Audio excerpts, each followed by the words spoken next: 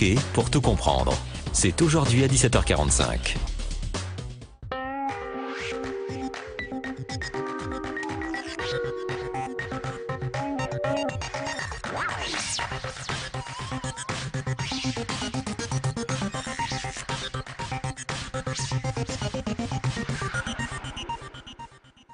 Bonjour à tous, bienvenue à bord de la Politique c'est net, le magazine du web politique et du numérique.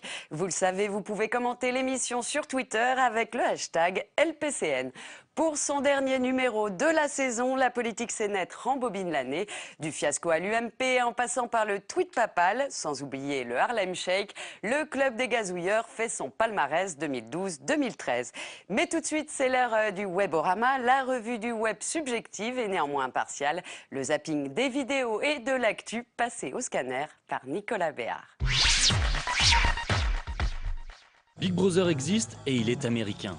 Il a même un prénom, il s'appelle Prism.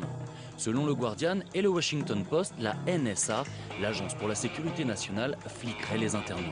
Depuis 2007 et avec la bénédiction d'un juge fédéral, ce programme top secret collecte emails, vidéos, photos, chats et publications sur les réseaux sociaux en temps réel.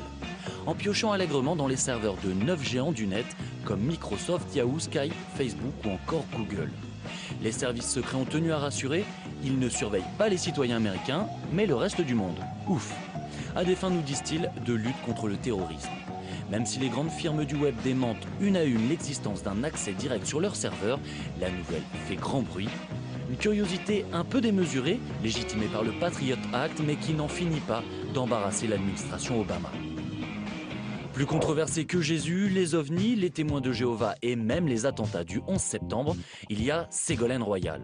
Sur Wikipédia France, la fiche de l'ancienne candidate à la présidentielle de 2007 explose le record du nombre de modifications. C'est en tout cas ce que révèle une récente étude publiée sur le net et dénichée par Slate.fr. Des ajouts, des rajouts, des corrections et des suppressions, la biographie de Madame Royal n'en finit plus d'être réécrite. Le 22 mai dernier, par exemple, on tombait des nues en y découvrant qu'étudiante, Ségolène Royal avait éconduit l'acteur Patrick Devers qui l'aurait demandé en mariage. Une pseudo-révélation passée à la trappe depuis. D'un éventuel procès avec son père à un hypothétique engagement au Front National de sa cousine germaine, les internautes s'écharpent littéralement sur la vie de Ségolène Royal. On claque une belle première balle et une amortie exceptionnelle! On l'appelle le commentateur fou de Roland-Garros. Derrière ce sobriquet se cache Pierre-Étienne Léonard. Le temps de la compétition, il a régalé les internautes de ses commentaires enflammés et quelque peu décalés.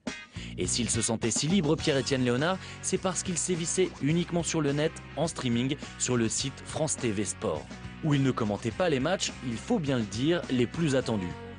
Face à un auditoire relativement confidentiel, Pierre-Étienne Léonard se lâche, en se fendant d'un petit conseil citoyen. Je vous rappelle, c'est le dernier jour pour faire ses impôts sur papier, après ça sera uniquement sur internet. Ou en vannant gentiment le public. Et il y a Batman, attention, il y a Batman sur le cours numéro 6. Ah, jolie coupe de cheveux, la couleur est essentielle, bicolore. Et la plupart du temps, il commente le tennis comme d'autres le football. Bon retour, derrière, vers le long de la ligne. Et ça sort, voilà. Une chose est sûre, le commentateur fou a fait sensation sur la toile. À tel point que des fans ont créé une page Facebook réclamant que Pierre-Étienne Léonard commente la finale de Roland-Garros. Mais malgré les 25 000 membres, le commentateur fou ne l'a pas commenté. Au lieu de ça, il a écopé d'un rappel à l'ordre de sa direction pour son originalité. Pas sûr finalement que tout ça ait aidé sa carrière. Nos invités nous ont rejoints sur le plateau de Baron. Bonjour. Vous êtes rédactrice en chef du site du Nouvel Obs Le Plus et vous êtes notre partenaire. Bienvenue. Guy Birenbaum, vous êtes chroniqueur à Europe 1. Vous co-animez l'émission Des clics et des claques. Vous êtes également blogueur et quand vous venez ici, c'est un peu Jurassic Park puisque vous êtes le diplodocus du web de la politique. C'est net. Enfin, Cyril de Lasteyrie, vous êtes plus connu sous le nom de 2020. Vous êtes blogueur, blagueur, comédien, auteur, producteur. Vous avez créé le 20-20h sur France 5, excellente émission.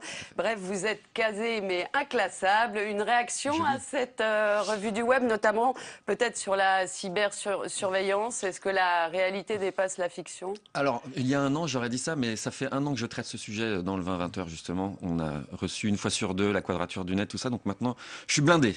La surveillance, non, c'est pas une surprise. Il faut savoir, par exemple, que le ministère de la Défense français est sous Microsoft, donc une porte ouverte sur le NSA. Non, c'est pas une surprise. Je suis content que les gens s'en aperçoivent. Et le fait, Guy, que la source se révèle, le lanceur d'alerte, il fait plus fort que Assange, que Julian Assange. Mais non, mais moi, d'abord, je suis comme le camarade 2020, et rien de tout ça ne me surprend. Et surtout, je voudrais faire comprendre à nos téléspectateurs que nous sommes nos propres mouchards. Nous nous surveillons nous-mêmes, nous passons notre temps sur les réseaux sociaux à signaler l'endroit où nous sommes, les photos que nous prenons sont géolocalisées, il faut arrêter. Donc alors voilà, là c'est terrible, on est surveillé par la NSA, mais on se surveille nous-mêmes et on donne tous les éléments. On n'arrête pas de parler sur les réseaux sociaux et de dire ce qu'on pense. On dit « Ah mince, ils savent ce qu'on pense !» Mais il fallait te taire. Après, peut-être que cette affaire, justement, permettra d'avoir un petit peu de pédagogie, parce que je pense que beaucoup de gens n'ont juste pas conscience. C'est ça le problème. C'est que du coup, on dit partout sur Facebook, ah bah tiens, je fais ci, je fais ça sur Foursquare, on géolocalise. Mais beaucoup de gens, notamment chez les jeunes ou les plus âgés, mais en tout cas, pas forcément la tranche qui est ultra connectée.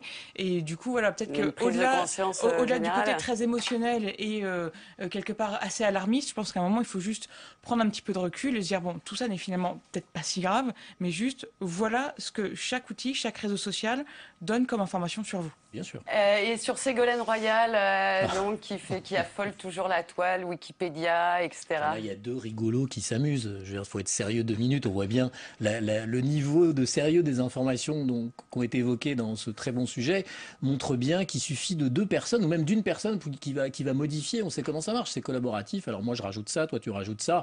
Ça va, c'est parce qu'elle donne envie d'être vannée, c'est ça. Oui. Parce que le truc de Patrick Devers, c'est que ça fait Ségolène Devers. Mais oui. C'est drôle. Il fallait juste y penser. Non, mais elle génère de l'envie de déconner, Ségolène Royal. Et d'ailleurs, 2020 lui-même avait fait un de ses sketchs les plus fameux. Il y a bien longtemps. Et c'était quoi le sketch? J'étais déguisé en Ségolène Royal au moment des présidentielles 2007. Voilà. Je sais pas, c'est un peu un appel à la vanne. Il avait une perruque. J'avais une perruque. Magnifique. Non, mais elle déclenche quand même toujours la passion sur le web. On le voit Royal, ça fait des années que il y avait ce qu'on appelle les ségogoles à l'époque, qui étaient donc les fans les plus... Toi, tu vas avoir des ennuis. Je vais avoir des ennuis, mais le fait est que même eux se revendiquaient. Et à l'époque, quand je travaillais au poste, où c'était... Ségogole, donc... Oui, c'est ça. Pardon. Je vous laisse la responsabilité de le déclarer, mais en tout cas, voilà, au moment de la campagne présidentielle, c'était complètement fou. Et en fait, la particularité, c'est que l'attachement était vraiment très affectif, c'était émotionnel, et c'était très compliqué de débattre avec ses fans. C'est même pas des militants, c'est vraiment des fans. Et en même temps, elle crée ça parce qu'avec sa démocratie participative, en assumant justement le côté complètement amateur, en laissant faire les gens, elle avait créé quelque part une espèce de secte autour d'elle. Voilà, il y avait le cercle de Ségolène Royal, et depuis, ça continue. Alors ça s'amoindrit, mais... N'oublions pas. Non, puis il y a quelque chose de sexuel chez Ségolène Royal. Ah bon? C'est-à-dire? Non, je suis le seul. Excusez-moi. Mais enfin, ça va pas, non? Qu'est-ce que tu racontes? Non, confession, je me suis ça va égaré. être confession. Non, je peux rien avouer. Alors, il y a une dimension affective très forte quand on discute. Plus politiquement correct. C'est la partie disciple de ce que veut dire Vincent. C'est-à-dire que quand on discute sur les réseaux sociaux avec des gens qui sont toujours, il y en a beaucoup proches de Ségolène, il y a une dimension affective et assez irrationnelle. On se fait très très vite clasher et engueuler si on fait la moindre critique, quoi. C'est très étonnant. C'est vrai. Et alors, le commentateur fou de Roland Garros sur le site de France Télé. Non, mais ce qui est terrible, c'est qu'il soit sanctionné. Ces gens n'ont rien compris. Il suffit de voir Nelson Montfort, les questions que pose Nelson Montfort pour se dire peut-être qu'il y a d'autres sanctions à imaginer à France Télévisions. J'aime beaucoup Nelson Montfort, mais enfin... En même temps, non, mais c'est possible qu'il ait la possibilité. Le net, quand même, voilà. Ça. Et moi, pour connaître un peu France Télé, je trouve ça pas mal qu'il laisse au moins une petite fenêtre quelque part pour laisser un mec s'éclater. C'est pas sûr qu'il est encore. Hein. Ah bah j'en sais rien, mais si, parce que non, mais si il est drôle, il va être conservé quelque part. Le danger la direction de France Télé a quand même moyennement apprécié. J'ai reçu pas mal d'appels du pied justement des journalistes qui ont dit si tu te fais virer de France Télé, envoie-moi ton CV. Et en même temps, s'il passait en télé. On est 1000 à avoir fait la bascule. C'est pas aussi simple. On peut pas en télé faire ce qu'il fait. On rêverait d'avoir ce commentaire en finale, mais c'est pas possible. Donc qu'il reste là, qu'il soit bien bichonné, qu'on vienne à plusieurs sur France-TV.fr. Vous auriez aimé vous le faire? Mais c'est mon rêve d'enfance qu'il a fait. Mais c'est le rêve de tous. Ah mais moi j'étais prof de tennis, donc je rêve de pouvoir dire n'importe quoi. D'ailleurs, nous on le fait sur Twitter. Et puis je trouve surtout qu'il a permis au tennis de descendre un peu de son piédestal. C'est vrai que c'est un sport qui est assez noble, avec plein de gens bien habillés. Il y a un dress code très strict à Roland-Garros. Bon, et là, tout d'un coup, voilà, on se décontracte et il en a fait un sport populaire, ce qui n'est pas forcément gagné d'avance. Et en commentant à l'image du foot, finalement, il permet aussi de rassembler un plus grand public. Pourquoi le foot, les gens adorent ça? Parce que justement, on se lâche, parce qu'il n'y a pas de barrière, parce qu'il y a peut-être moins de codes. Alors que là, le tennis, bon, on vient tous en blanc. Vous aimez le foot et le tennis, donc tout va bien. J'aime tout et on est prêt avec 20-20. S'ils veulent qu'on fasse le commentaire à Roland-Garros, on est partant. Ah bah voilà, un appel est lancé à France Télé. Commenter un match de tennis 4h30, il est possible que, et même toi, Guy, tu dises à un moment, le premier set est important. Il faut bien meubler entre les trucs. Le jour où tu m'entendras dire le premier set est important, tu peux sortir une batte de baseball. C'est ce qu'on fera en direct. Et bah très bien. On s'amusera. Ça n'existe pas. On peut pas dire ça. Parce que c'est le 3e set qui est important. Voilà. Et le 7e jeu de tous les sets. Je vous laisse. Place maintenant au club des gazouilleurs. Rewind. Pour ce dernier club de la saison, nous sommes sympas, nous rembobinons l'année du web politique. Les meilleurs et les pires moments du net, du Harlem Shake à la marinière de Montebourg, en passant par les tweets de Christine Boutin, sans oublier la photo de Michel et Barack Obama. Le club des gazouilleurs fait son palmarès. Alors l'année dernière, nous étions tous les 4 réunis sur ce plateau. On avait parlé du tweet atomique de Valérie Trierweiler. Elle s'est calmée depuis. Ah bah il était temps, oui. Hein, ça y est, elle est première dame. Je ne sais pas si elle s'est calmée. Mais on ne sait pas, mais enfin, ça ne se voit pas sur Twitter, en tout cas. Et puis, nous avions aussi parlé de François Hollande dans un traîneau. Et alors, magnifique. Je ne résiste pas à l'envie de vous en repasser un extrait. Regardez. Il va péter un plomb.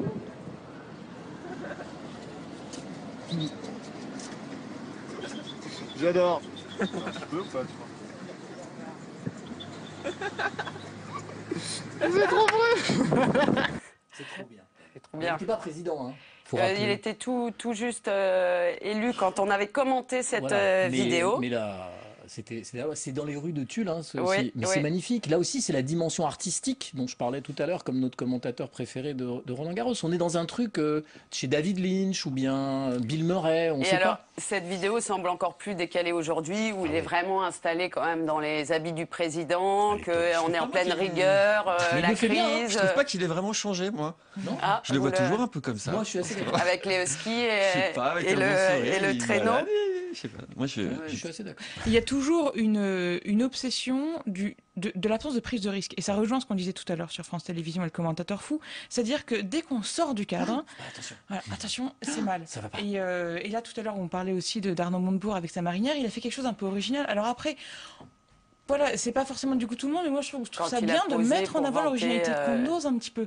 Parce que c'est quand même navrant de voir aujourd'hui qu'on a quand même, surtout la technologie nous permet d'inventer plein de nouvelles choses, des nouveaux formats, de faire intervenir différentes personnes. Et voilà, et on se dit, mais dès que c'est un petit peu original, aïe, ça va pas plaire à tout le monde. Mais évidemment que ça plaît pas à tout le monde. Ça peut être un peu casse-gueule. Oui, mais si on prend pas de risque, on fait rien. C'est ça le problème. Si on prend pas de risque, à force de vouloir plaire à tout le monde, on devient neutre et finalement on plaît à personne. C'est ça le problème. François Hollande était très actif, enfin son équipe de campagne sur les réseaux. Depuis qu'il est président, il a cette équipe aguerrie qui est à l'Élysée, mais lui-même, finalement, ne fait pas preuve de tellement d'originalité, non ? Sur Twitter ? Oui, sur Twitter, Facebook, tous les réseaux. Non, il n'est pas très réseaux sociaux. Il s'était bien moqué d'un des journalistes qui lui avait posé la question. Journaliste du Lab. Alors justement, il avait été interrogé lors de la conférence de presse par Paul Laroutourou, journaliste du Lab. Je vous propose de regarder. Pourquoi avez-vous choisi de ne pas vous exprimer personnellement sur cet espace social ? Merci. Quelle question ? Aurais-je manqué d'esprit de décision ? Serait-ce là la preuve de mes mauvais sondages ? Je n'aurais pas tweeté comme il convenait, ou tweeté du tout. Écoutez, je vais réfléchir à votre proposition et vous verrez au premier tweet si j'ai changé d'attitude. Mais je respecte parfaitement tous ceux qui utilisent ce moyen de communication. Je préférais avoir une conversation plus directe avec vous. En fait, c'est vraiment horrible. Moi, je trouve ça horrible parce que ça montre le décalage. Mais on l'a répété, mais là, c'est abyssal. Là, on parle à un fantôme. On parle à des gens qui sont désincarnés. Il l'envoie balader d'un revers, d'un sourire. Les ministres se gaussent. Il est là. Non, ouais, bah non, t'écoutes pas les gens. Il s'est fait aussi moquer par les confrères journalistes. Non, mais là, ce président n'écoute pas les gens. La classe politique n'écoute pas les gens. Ils ont un moyen incroyable de pouvoir communiquer. Mais non, on préfère en rire. Et là, pour le coup, moi, ça me fait pas rire. J'ai de la peine pour ce garçon. J'ai de la peine pour François Hollande. Et c'est peut-être la seule question qu'il n'avait pas préparée, d'ailleurs, puisqu'on sent qu'il y a quand même un petit temps de latence. Le plus ennuyeux dans cette séquence, ce sont les confrères. Je suis désolé, mais la façon dont ces gens qui passent leur temps à se goberger les uns avec les autres dans une espèce de caste absolument invraisemblable, les journalistes politiques, et je mets 12 guillemets, et qui rembarrent le pauvre Paul parce qu'il n'est pas habillé comme eux, parce qu'il ne sait pas comment on doit poser la question, et qui s'en sort extrêmement bien. Et je ne dis pas ça parce qu'il est du Lab d'Europe 1, c'est pas le problème, ce serait quelqu'un du Plus, ce serait la même chose. C'est ça qui est grave et qui a été très bien pointé par un certain nombre d'entre nous. Il a raison de poser cette question. Cette question est légitime. Le tweet le plus retweeté de toute l'histoire, à l'heure qu'il est, bah, c'est un tweet du président des États-Unis qui annonce lui-même sa réélection via une photo for more years. Si on peut la voir, avec Michelle Obama. Voilà, ça leur pose pas une petite question à nos amis qui savent tout dans les médias, qui réfléchissent de temps en temps. 2020 a parfaitement raison, ça n'est pas drôle. S'ils ne comprennent pas qu'il y a là quelque chose, je dis pas qu'un président doit tweeter, moi je suis plutôt pour qu'il reste à distance. En revanche, que tous nos confrères, que tous les conseillers, que tous les ministres ne comprennent pas qu'on est là. Non, c'est vraiment, ils sont à côté de la plaque, mais tellement. Mais alors justement, sans tweeter, est-ce qu'il ne pourrait pas faire un peu comme Obama, c'est-à-dire répondre aux internautes, comme il y avait les chats avant Mais pourquoi t'es contre le fait qu'il tweete? C'est pas sale, c'est une nouvelle façon de s'exprimer. Mais peut-être. Après, ce qui est dommage, en fait, c'est qu'à la limite que François Hollande ne soit pas sur Twitter, le problème, c'est que dans sa réponse, on sent qu'il ne l'assume pas. C'est ça le problème. Et une fois de plus, c'est une question de décision. S'il n'était pas sur Twitter et qu'il avait expliqué pourquoi je n'y suis pas, on aurait pu le comprendre. Et là, on se serait dit, bon, il n'y est pas, mais au moins, on est fixé. Tandis que là, le problème, c'est qu'on se dit, il y a non seulement un manque sur Twitter, mais il y a un manque de compréhension. Or, on sait très bien que sur Twitter, c'est un moyen extrêmement facile d'interagir et de créer de l'émotion, de créer de l'affect. Et il y a un décalage avec son équipe, qui est quand même... à sa décharge quand même, n'oubliez pas, on en a parlé au début de cette séquence, Twitter, pour lui, c'est ce qui lui a planté le début de son mandat. Il est un petit peu traumatisé quand même par le fameux tweet de Valérie Trierweiler. Il ne faut pas oublier que... c'est pas Twitter qui l'a planté, c'est sa femme. Oui, mais avant d'expliquer aux gens que ce sont les mauvaises pratiques et pas le réseau, tu sais, comme moi, qu'il faut un travail de pédagogie absolument considérable. On essaye de le faire, toi et moi et d'autres, et tout le monde ici, mais on n'y arrive pas toujours. Mais pourtant, même le pape François, ça c'est aussi un des temps forts. Benoît XVI avant. Benoît XVI avant, mais le premier tweet du pape François a été attendu comme le Messie. Pardon, c'est bon ça. On a le droit de dire ça, on va pas se faire. C'est possible. Il y a blasphème là. Il n'y a pas un petit peu blasphème. Il faut faire gaffe en ce moment. Tout est possible. Non, moi, pour ma part, je n'attendais pas le tweet du pape François. Je ne suis pas le pape, moi. Je le trouve autant crédible qu'un baladure, moi, quand il tweet. Mais pour le coup, là, je rigolais, mais moi, je trouve ça bien que ce pape fasse ça. Je ne suis pas pro-pape et malheureusement, je ne crois plus beaucoup, mais je trouve plutôt, en dehors de Twitter, tous les efforts qu'il fait sont plutôt positifs dans sa maison. Et le fait qu'il y soit, bah, c'est un signe. Voilà, François Hollande devrait prendre modèle sur ce pape, peut-être. Donc François devrait prendre modèle sur François. Voilà. Alors, à chaque année, ça courait. Il y a eu en 2012-2013 donc le Gangnam Style, mais il y a aussi eu le Harlem Shake. L'année dernière, on avait parlé de ça. Le changement, c'est maintenant. En fait, le principe est simple du Harlem Shake. Un groupe de personnes écoute cette musique et chacun se met à se déhancher. Tout le monde s'est mis à faire son Harlem Shake et je vous propose de regarder mon préféré, la version aquatique.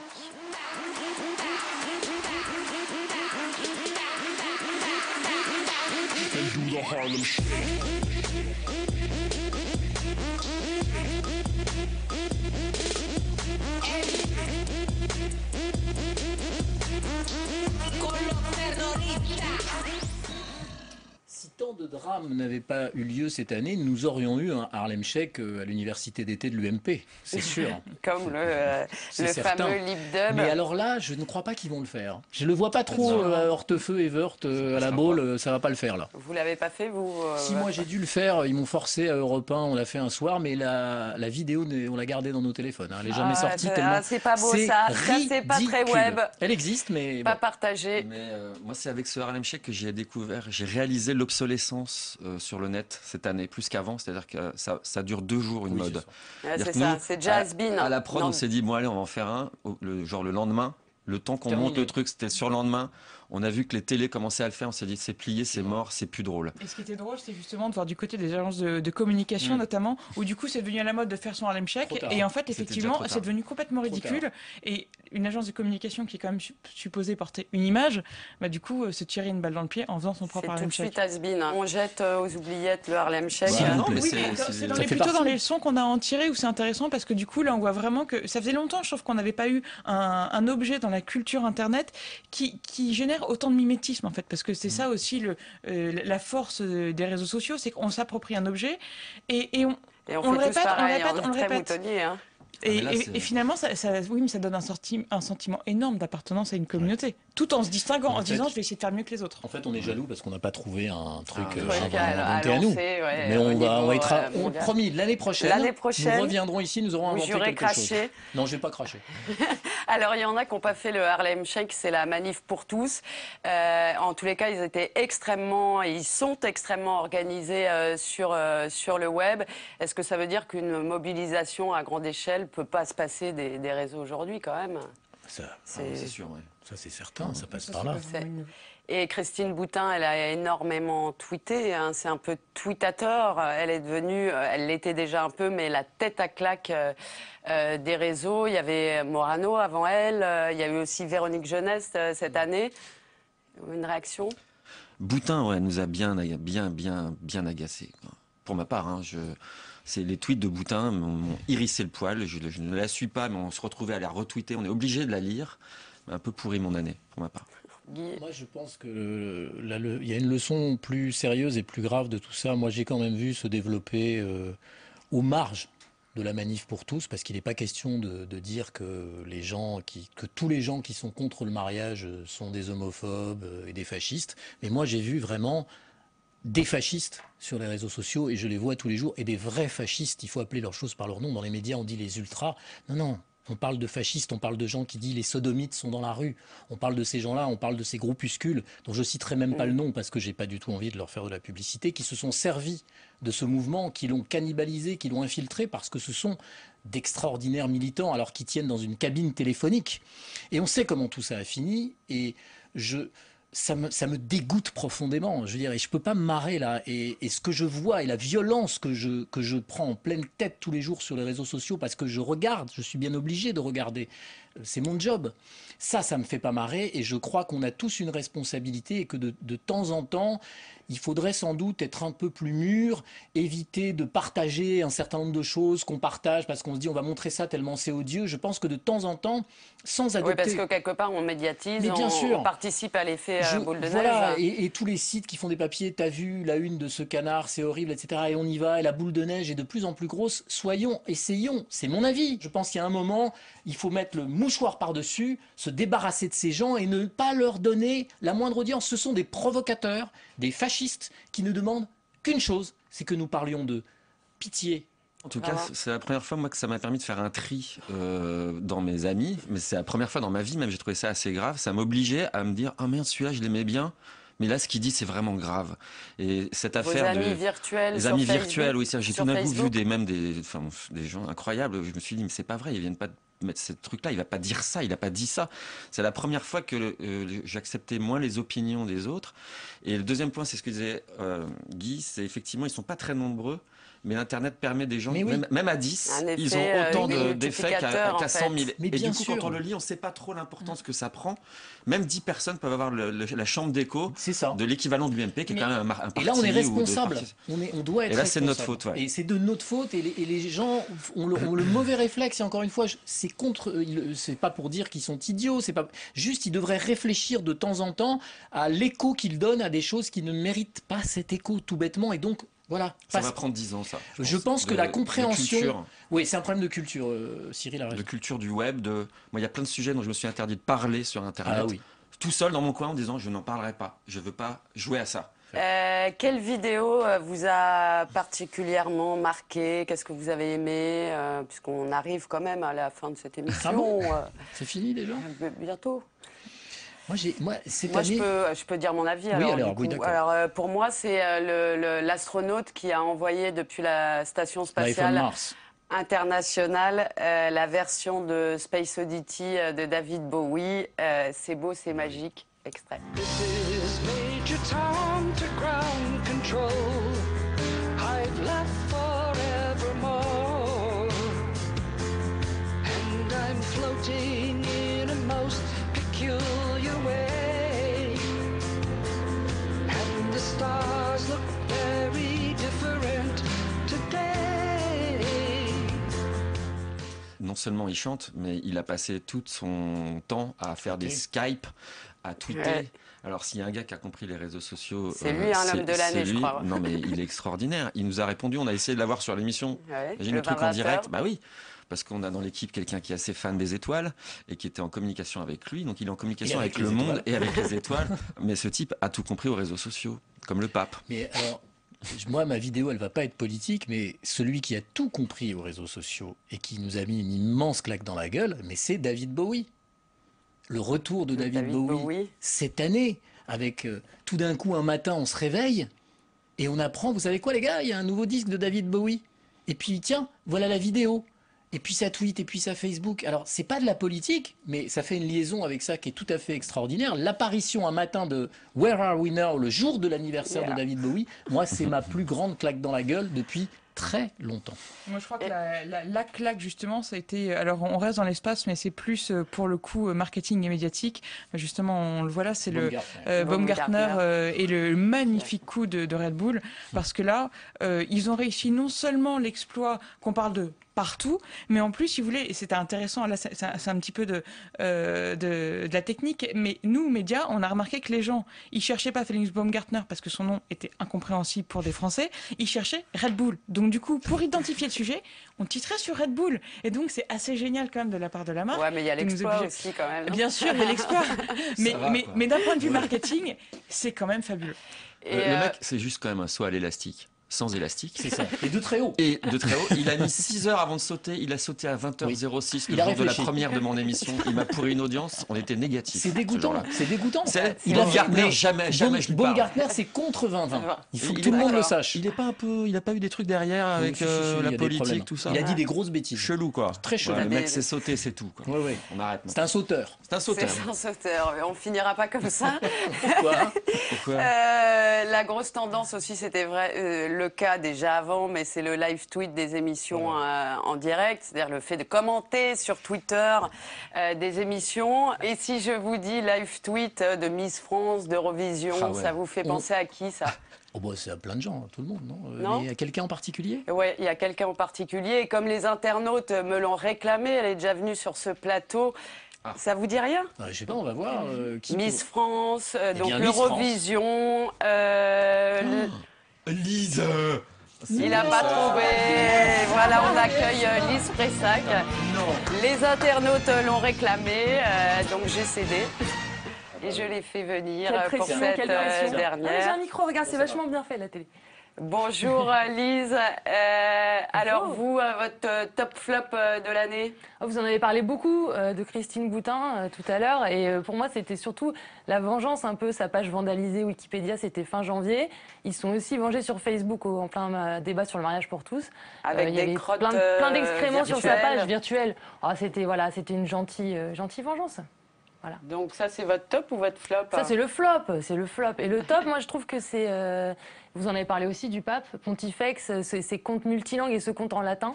Voilà, si ça peut bénéficier au renouveau du latin comme Tokyo Hotel avait bénéficié à l'engouement de l'allemand, ce magnifique groupe de rock. Très bien latin toi-même. Très bien. Tu veux pas nous faire un petit... Ah, attends, mention bien. Elle est très forte en latin. Très très forte, latin, grec. J'ai eu tout. 19 au bac, mais Ouais, moi ça, je c'est 18 en grec. Non, on s'en va. Lise, vous live tweetez toujours, donc Miss France et oui, tout ça là. Oui, bien sûr. Mais pourquoi cette moquerie? Je ne comprends pas. C'est la fin de cette émission. C'était la dernière de la saison, vous l'avez compris. Mille merci pour votre fidélité et vos nombreux commentaires. Et bien sûr, un grand merci aux équipes de Public Sénat, à Laurent Elkabbach, à Francis Bert. Un petit clin d'œil au prof Higgins, le twitto qui me lance des défis. À bientôt dans le poste. En attendant, on se retrouve sur les réseaux.